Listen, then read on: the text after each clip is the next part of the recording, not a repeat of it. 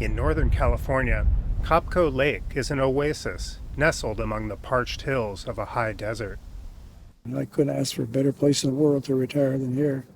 It gives us mental, moral, physical, psychological support. The lake is actually a reservoir, created in 1922 when the Klamath River was dammed to build a series of hydroelectric plants. Today, around 100 homes dot the perimeter, with residents attracted by rural life and a chance to live on the water. My family bought some of the first properties up here back in the early 60s.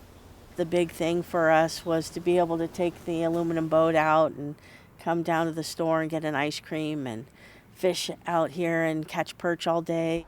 That idyllic picture will be disrupted by a plan to draw down the reservoir as part of removing 4 dams on the Klamath River.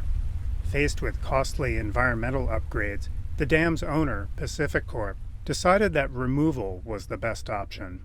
These dams don't produce very much power. They don't really serve other purposes other than producing electricity for our customers.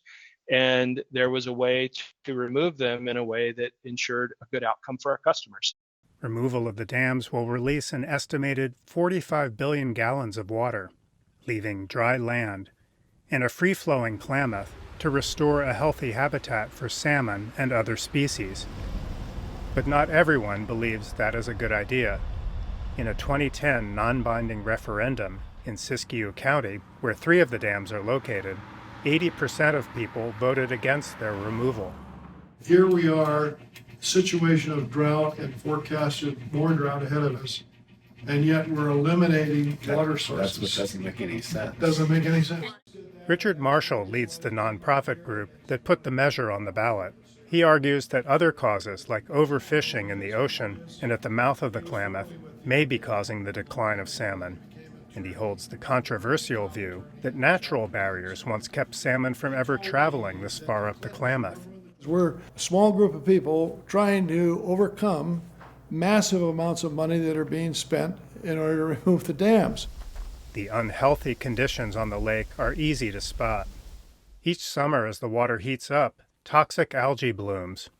These conditions are among the factors biologists say are killing fish in the river.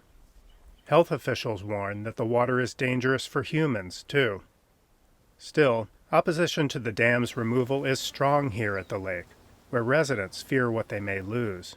It's a special place that you can't replace. We came here for the pursuit of happiness, and now we're being robbed of that. Volunteer Fire Chief Francis Gill says the lake has stopped the progress of wildfires. We've had several wildfires up here since I've lived here, one that burned all the way down to the edge of the lake. Lake water has also been used for aerial firefighting. Gill recently purchased the community's only store with his partner and says that whether lake or river, Copco is still where he wants to be. I can see that if the lake is gone, it might take 20 or 30 years for this place to kind of fill in and grow in and become beautiful.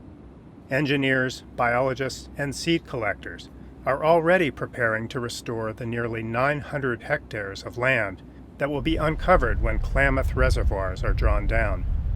Matt Dibble for VOA News, Copco Lake, California.